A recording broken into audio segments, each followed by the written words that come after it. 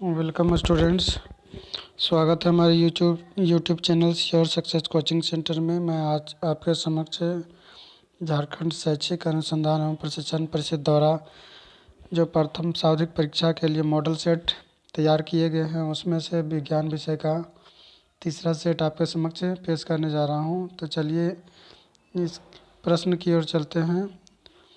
हमारा जो पहला प्रश्न है वह यदि आपतन कोण का मान 60 डिग्री है तो परावर्तन कोण का मान होगा। तो यदि आपतन कोण 60 है तो परावर्तन कोण का मान भी 60 ही होगा। तो इसका उत्तर हो जाएगा 60 डिग्री। मुख्य अक्ष के समांतर आने वाली किरणें दर्पण से परावर्तन के बाद जिस बिंदु पर मिलती उस बिंदु को क्या कहते हैं? तो उस बिंदु को हम फोकस कहते हैं। अगला प्रश्न हमारा है यदि वक्रता त्रिज्या का मान 54 सेंटीमीटर है तो फोकस दूरी क्या होगी? तो वक्रता त्रिज्या का आधा फोकस दूरी होता है, तो 54 का आधा 27 सेंटीमीटर हो जाएगा फोकस दूरी। अवतल दर्पण के सामने किसी वस्तु को कहाँ रखा गया जिससे उसके आकार का उल्टा प्रतिबिंब बने? तो इसका उत्तर हो जाएगा वक्रता केंद्र पर। अगला प्रश्न हमारा है अवतल दर्पण का उपयोग निम्नलिखित में से किस वस्तु में किया जाता है? तो अवतल दर्पण का प्रयोग गाड़ी के साइड मिरर में किया जाता है। प्रकाश की किरणें एक माध्यम से दूसरे माध्यम में जाने पर अपने मुख्य पथ से विचलित हो जाती हैं। एक माध्यम से दूसरे माध्यम में जाने पर मुख्य पथ से विचलित हो जाती है। विचलित हो जाना कौन घटना है? तो इसको हम प्रकाश का अपवर्तन कहेंगे, प्रकाश के अपवर्तन की घटना। अगला प्रश्न हमारा है निम्नलिखित में किस पदार्थ में प्रकाश की चाल सबसे अधिक होगी? तो सबसे अधिक प्रकाश की चाल वायु में होगी। बर्फ सघन माध्यम है, केरोसिन सघन माध्यम है, हीरा सघन माध्यम है। इन वायु एक विरल माध्यम है और विरल माध्यम में प्रकाश की वेग या चाल सबसे अधिक होती है। अगला प्रश्न हमारा है उत्तल लेंस के सामने किस स्थान पर किस वस्तु को रखने पर उसका सीधा आवर्धित प्रतिबिंब बनता है? तो F और 2F के बीच में। लेंस की क्षमता का एसआई मात्रक या मात्रक क्या है? तो लेंस की क्षमता का एसआई मात्रक डायोप्टर है। अगला प्रश्न हमारा है 10 सेंटीमीटर ऊंचा एक वस्तु किसी लेंस के सामने रखा गया जिससे वह 3 गुना बड़ा प्रतिबिंब बना उस लेंस द्वारा उत्पन्न आवर्धन होगा। तो इसका आवर्धन जो हो जाएगा 10 या 30 हो जाएगा उसका उत्तर। नेत्र के किस भाग में प्रतिबिंब का निर्माण होता है? तो इसमें उत्तर हो जाएगा दृष्टिपटल। निकट दृष्टि दोष को किस लेंस के द्वारा दूर किया जा सकता है? तो उत्तल लेंस के द्वारा। अगला प्रश्न हमारा है सामान्य नेत्र का दूर बिंदु क्या है? सामान्य नेत्र का दूर बिंदु अनंत होता है, तो दूर बिंदु इसका अनंत हो जाएगा। दिए गए किस जैव प्रक्रम में से हमें ऊर्जा मिलती है? तो पाचन की प्रक्रिया के द्वारा हमको ऊर्जा का पाचन होता है, भोजन का पाचन होता है और हमें ऊर्जा मिलती है। चिप्स के पैकेट में विकृत गंधता से बचने के लिए कौन सी गैस डाली जाती है? तो नाइट्रोजन गैस। अगला प्रश्न हमारा है जंग लगना किस प्रकार की अभिक्रिया है? तो जंग लगना एक संयोजन अभिक्रिया है, क्योंकि जंग लगने की क्रिया में आयरन जो है पानी के साथ अभिक्रिया करता है और जंग लग जाता है। दिए गए अभिक्रिया में किस पदार्थ का उपचयन हो रहा है? तो दिए गए अभिक्रिया में अपचयन हो जाएगा, उपचयन जिंक ऑक्साइड का हो जाएगा। AgNO3 दिए गए कौन सा रासायनिक समीकरण संतुलित है? तो संतुलित रासायनिक समीकरण इसमें से हो जाएगा फर्स्ट वाला हो जाएगा AgNO3 प्लस NaCl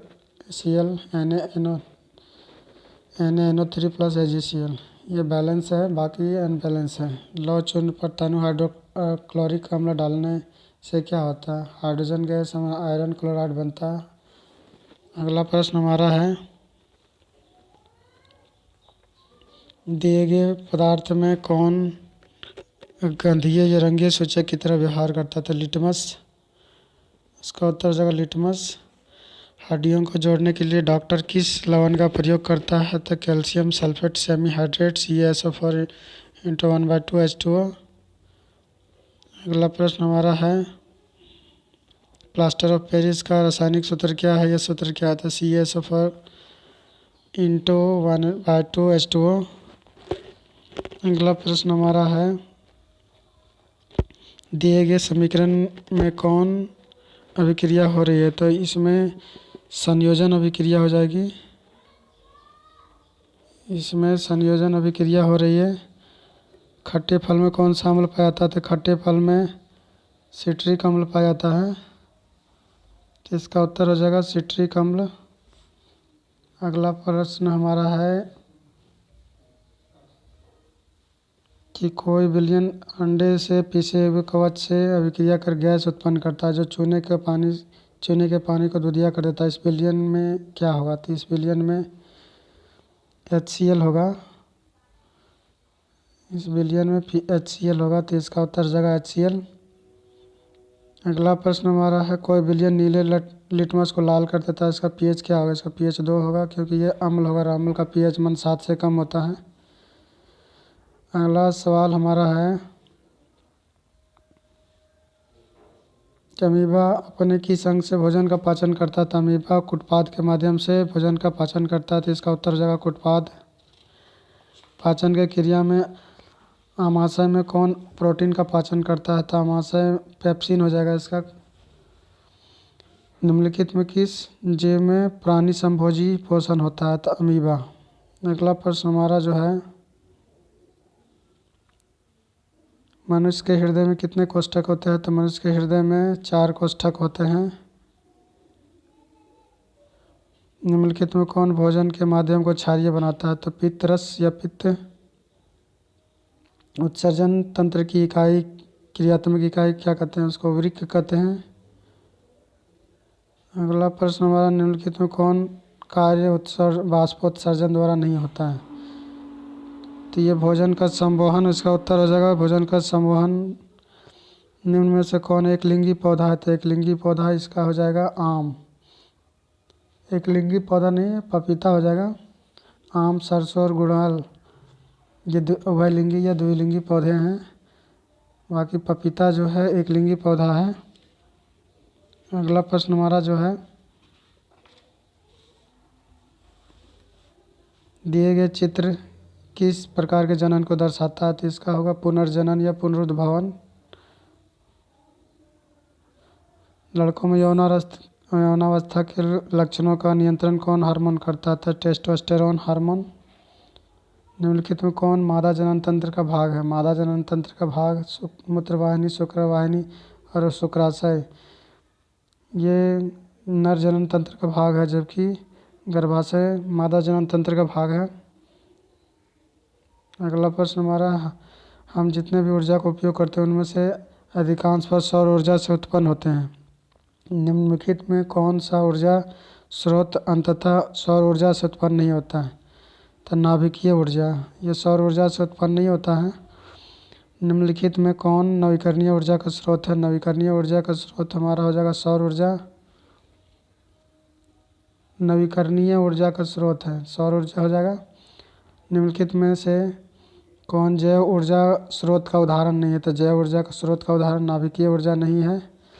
तो आज मैंने आपके समक्ष 10वीं वर्ग की जो सेट भेजे गए हैं JCERT के द्वारा, झारखंड काउंसिल के द्वारा, उसमें से सेट नंबर 3 मैंने आपके समक्ष रखा। यदि अभी तक आपने अपने चैनल को सब्सक्राइब नहीं किया तो सब्सक्राइब कर लिया, वीडियो को लाइक कर दें और बेल आइकन की घंटी को प्रेस कर दें ताकि अब तक लेटेस्ट वीडियोज़ की अपडेट्स पहुंचती रहे। धन्यवाद।